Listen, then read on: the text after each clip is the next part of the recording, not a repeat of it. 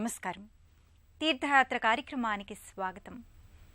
అన్నమయ్య కొలిచిన ఆరాధ్య వేలుపు, ఆపద ముక్కుల వానిగా తెలుగువారి ఇలవేలుపు, ఆదుకునే ఆపద్బాంధవునిగా సంరక్షించే కొండల్లో నెలకొన్న కోనేటి రాయుడు, వెంకన్న అని ఆర్తిగా పిలిస్తే నేనున్నా అనే కలియుగ వరదుడు శ్రీ వెంకటేశ్వరుడు. ఇంటింటి దైవంగా, అడుగడుగు దండాల వానిగా ప్రణతులందుకుంటున్న శ్రీనివాసుడికి ప్రతి భక్తుడి హృదయము గుడే. సప్తగిరీసుడైన స్వామి తన భక్తుల్ని అనుగ్రహించటానికి సర్వత్రా తన ఉనికిని చాటుకుంటూ చేరువలో నిలిచే ఆప్తహితుడిగా వెలుగొందుతున్నాడు. అలాంటి భక్త సులభుడైన శ్రీనివాసుడు కొలువుదీరిన దివ్యధామం కర్ణాటక రాష్ట్రం రాయచూర్ జిల్లాలోని మాన్వి తాలూకాలో నెలకొన్న అమరేశ్వర క్యాంప్ శ్రీ వెంకటేశ్వర స్వామి దేవస్థానం. నేటి తీర్థయాత్రలో ఈ ఆలయ విశేషాల్ని వీక్షిద్దాం.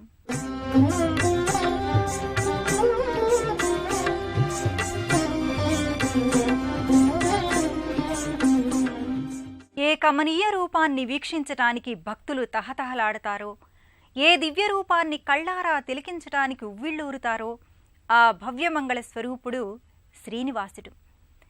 ఇంత సాటి మరి సౌందర్యం మరింకెక్కడైనా కలదా అన్న రీతిలో స్వామి గోచరమవుతాడు. అలాంటి సమ్మోహనాకారుడు నెలకొన్న ఈ వెంకటేశ్వర ధామం అమరేశ్వర క్యాంప్ అనే ప్రదేశంలో వర్ధిల్లుతూ ఆకట్టుకుంటోంది. ఆధ్యాత్మిక సిరి వెల్లివిరిసే లోగిలిలో వ్యవసాయ క్షేత్రాల నడుమ ఉన్న ఈ ఆలయం ఎంతగానో ఆకర్షణీయంగా ఉంటుంది. కొండలలో నెలకొన్న కోటి వరాల వేలుపు శ్రీ వెంకటేశుడు.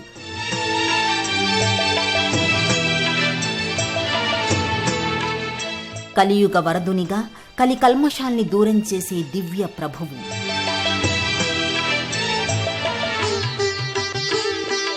ఆపద మొక్కుల వానిగా సర్వాంతర్యామి తత్వాన్ని చాటుకునే శ్రీనివాసుడు. కర్ణాటక రాష్ట్రంలో రాయచూర్ జిల్లాలోని అమరేశ్వర క్యాంపులో నెలకొన్న శ్రీ వెంకటేశ్వర స్వామి వారి దేవస్థానం.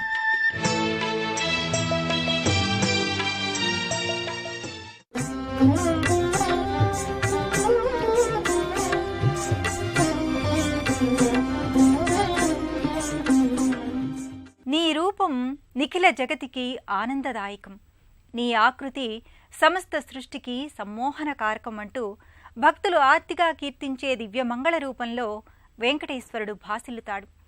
ఆకట్టుకునే స్ఫురద్రూపం, ఆశాంతం మరిపించే మంగళదాయక విగ్రహంగా శ్రీనివాసుడు దర్శనమిస్తాడు. అలంకారిక శోభా వికాసంతో వెంకటేశుడు వైభవంగా గోచరమవుతాడు. సర్వశుభాల్ని అనుగ్రహిస్తూ సకల ఖేదాల్ని దుఃఖాల్ని నివారించే సమ్మోదకారుడు అలమేలు మంగపతి. గర్భాలయంలో ప్రభాభాసితంగా వెలిగే స్వామి రూపం భక్తులకు నేత్ర పర్వదాయకం. శ్రీవత్సవక్షసం శ్రీశం శ్రీలోలం శ్రీకరగ్రహం శ్రీమంతం శ్రీనిధిం శ్రీఢ్యం శ్రీనివాసం భజే నిశం. సాక్షాత్తు లక్ష్మీపతి అయిన తిరుమలేశుడు వెంకటాచలపతిగా 7 చిక్కని దొర గక్కున వినవయ్య మామొర అంటూ సంకీర్తనాకారులు కీర్తించే దివ్య శుభదాయక స్వరూపుడు వెంకటాచలపతి. భువిపైన ఉన్న ఏకైక సమ్మోహన రూపం ఏదంటే వెంకటరాయుని దివ్యమంగళ విగ్రహంగా భక్తులు పరవశాత్మకంగా ప్రకటిస్తారు. అలాంటి ఆనందదాయక మూర్తిని భక్తులు తమ ఆరాధ్య మూర్తిగా ఈ నెలవులో కొలుచుకుంటున్నారు. కొంగు బంగారమై భక్తులకు స్వామి వరాల సిరులనిస్తున్నాడు. ఇరు దేవేరులతో స్వామి నెలకొన్న ఈ లోగిలి ఎంతో ప్రత్యేకమైనది. శ్రీ శ్రీనివాస పరదైవతం నః శ్రీ శ్రీనివాస పరమం ధనం నః శ్రీ శ్రీనివాస కులదైవతం నః శ్రీ శ్రీనివాస పరమాగతిర్నః. సర్వలోకాలలో, సర్వకాలాలలో, సర్వ ప్రదేశాలలో శ్రీనివాసుణ్ణి మించిన దైవం లేడని భక్తుల అపార విశ్వాసం.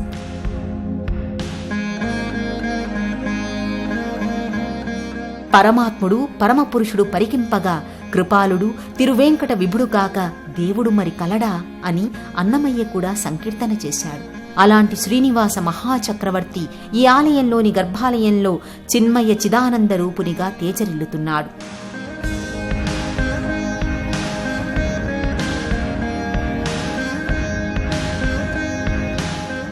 భావములోన బాహ్యమునందును గోవింద గోవిందయని కొలువవో మనస అంటూ భక్తుడు తమ హృదయాలయంలో ఆ స్వామిని నెలకొల్పుకుని ఆరాధించుకుంటున్నారు.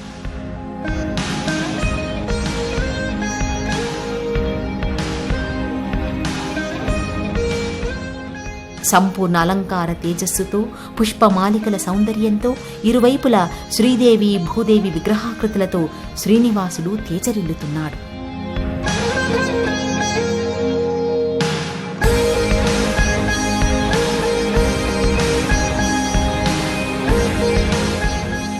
గర్భాలయంలో ఇరు దేవేరులతో శ్రీ వెంకటేశ్వరుడు గోచరమవడం ఎంతో అపురూపమైన అరుదైన విషయం.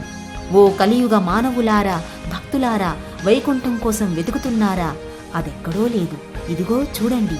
శ్రీనివాసుడి దివ్య సన్నిధానమే శ్రీ వైకుంఠం అని ప్రతి వెంకటేశ భక్తుడు భావించే రీతిలో ఈ శ్రీనివాసుని భవ్య మంగళ విగ్రహం భక్తులకు కనువిందు చేస్తుంది. విద్యుత్ దీపకాంతుల వెలుగు జిలుగులతో నానా విధములైన పరిమళ పత్ర పుష్ప అలంకారాలతో శ్రీ వెంకటేశుడు శ్రీదేవి భూదేవి సహితంగా భువన మోహనకరంగా భక్తులకు దర్శనమిస్తున్నాడు. నీకే శరణు, నీకే శరణు, నీవు నన్ను కరుణించు, ఈ కడనా కడదిక్కు ఎవరున్నారికను. నీకే శరణు, నీవు నన్ను కరుణించు, ఈ కడనా కడదిక్కు ఎవరున్నారికను. నీకే శరణు, నీకే శరణు.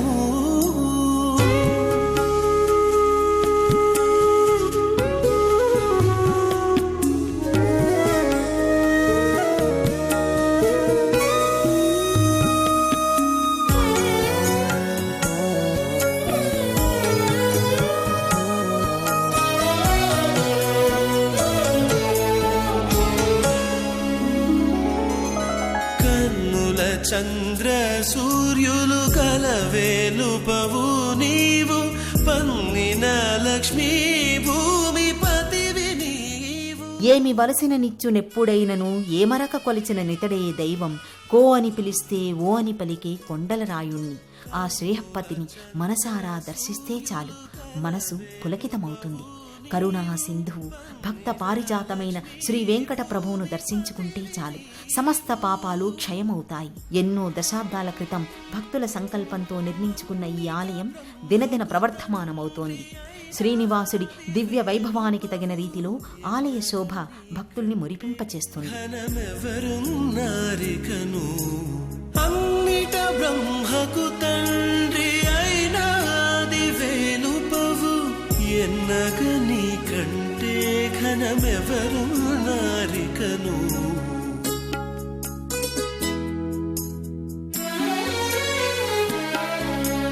నీకే శరణు, నీకే శరణు.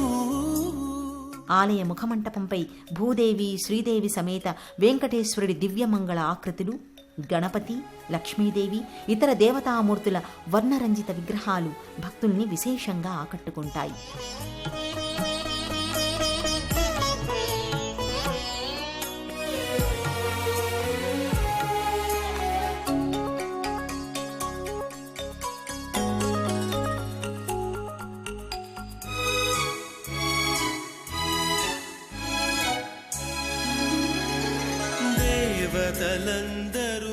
ఎవరి హృదయాలలో ఆవేదన తొంగి చూసినా, ఎవరి మనసు ఆక్రోశించినా, ఎవరి గుండెల్లో అధైర్యం ప్రకటితమైనా, స్వామి రక్షించు, మాకు మనశ్శాంతిని ప్రసాదించి మనోధైర్యాన్ని అనుగ్రహించు అని ఈ స్వామిని మనసారా వేడుకుంటారు. వెంకటేశుడు అంటే కటి వరద అభయహస్తాలతో స్థానిక భంగిమలో భక్తుల సహృదయ శేఖరునిగా స్వామి తేజరిల్లుతున్నాడు. తమ ఆరాధ్య దైవాన్ని ఇక్కడ నెలకొల్పుకుని తిరుమలపై వేంచేసి ఉన్న అభయ వరదమూర్తిని తమ జనావాసాల నడుమ సుప్రతిష్ఠితం చేసుకున్నారు.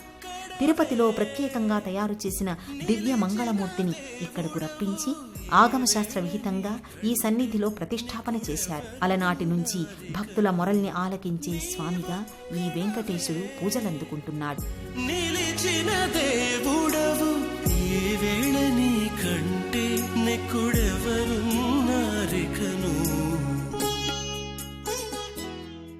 సంపదల తల్లిగా, సిరుల వైభవాల కల్పవల్లిగా లక్ష్మీదేవి వర్ధిల్లుతుంది.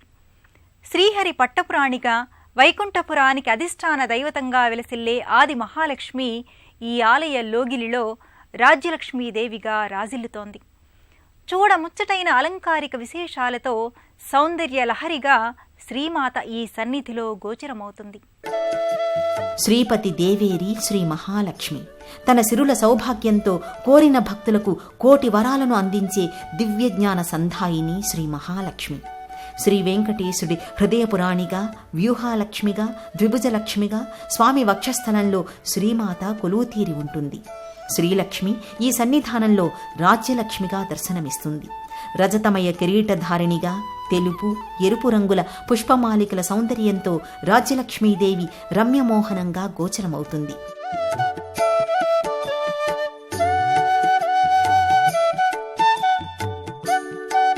ద్విభుజా వ్యూహాలక్ష్మీ స్యాత్ బద్ధ పద్మాసన ప్రియా శ్రీనివాసాంగ మధ్యస్థ సుతరాం కేశవ ప్రియా.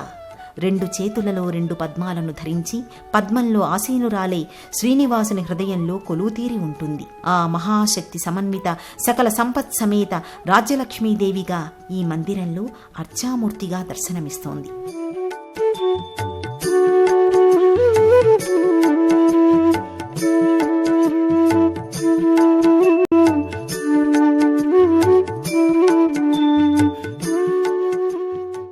అమరేశ్వర క్యాంపు ప్రాంతంలో నిర్మించిన శ్రీ వెంకటేశ్వర దివ్యధామం ప్రాచీన ఆలయ నిర్మాణ శైలిని పోలి ఉండడం విశేషం.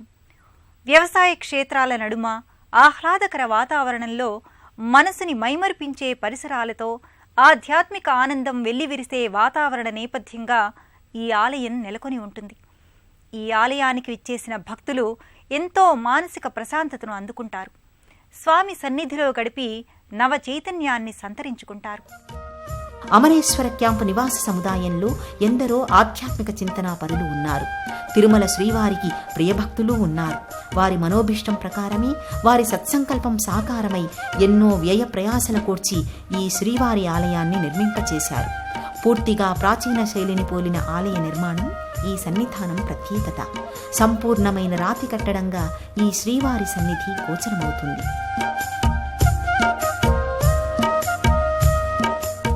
ఆహ్లాదపరిచే పరిసరాలు, సువిశాలమైన ఆలయ సముదాయం, చుట్టూ పరుచుకున్న వ్యవసాయ క్షేత్రాలు, అలరింపచేసే ప్రశాంత వాతావరణం, మంద్రంగా వీచే పైరగాలులు, నిశ్శబ్దమైన వాతావరణంతో శ్రీ వెంకటేశ్వర స్వామి వారి ఆలయం భక్తజనాకర్షణంగా అలరారుతోంది.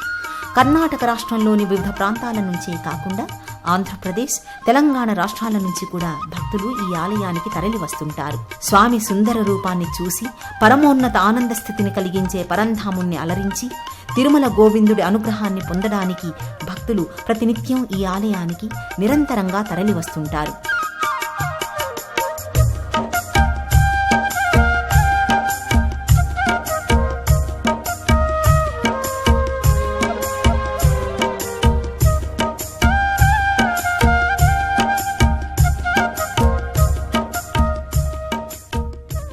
ఈ ఆలయానికి మహాగణపతి క్షేత్రపాలకుడిగా వ్యవహరిస్తున్నారు. సర్వసిద్ధి ప్రదాయకం దేవం వందేహం శ్రీ గణనాయకం అంటూ భక్తులు ప్రార్థనాపూర్వకంగా గణపతికి ప్రణమిల్లుతారు.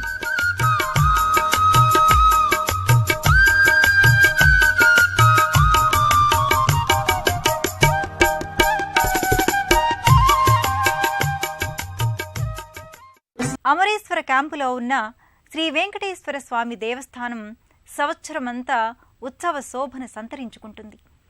శ్రీ వైష్ణవ సంబంధిత పర్వదినాలన్నీ ఈ కోవెలలో ఘనంగా నిర్వహిస్తారు. ప్రతి సంవత్సరం ఆశ్వీజ మాసంలో జరిగే వార్షికోత్సవాలలో భాగంగా కుంకుమ పూజలు, వాహన సేవలు, కోలాటాలు, ఊరేగింపులు, యజ్ఞ యాగాది క్రతువులతో ఈ ఆలయం ఉత్సవ వాతావరణంతో కళకళ్లాడుతుంది. వారి సన్నిధికి వెళతారు. ఆలయం అంటే ఆత్మను పరమాత్మతో సంలీనం చేసే ఆత్మీయ సన్నిధి. ఆత్మ భక్తుడైతే శ్రీనివాసుడు పరమాత్మ. నేను కాదు, సర్వం అతనే సకలం, ఆ భగవత్ చైతన్యమే అనే ఎరుక ప్రతి వ్యక్తిని ఆధ్యాత్మిక చింతన వైపు నడిపిస్తుంది. హృదయాలయంలో శ్రీనివాసుణ్ణి ప్రతిష్ఠించుకొని నిత్యం నిరంతరం ఆరాధించటమే అసలైన వెంకటేశ్వరార్చన. ఆ అదృష్ట భాగ్యం ప్రతి ఒక్కరూ సాధించాలి అని ఆకాంక్షిస్తూ శ్రీ వెంకటేశ్వర కరుణను సదా ఆశిస్తూ మరో క్షేత్ర దర్శనంతో మళ్ళీ కలుసుకుందాం. నమస్కారం.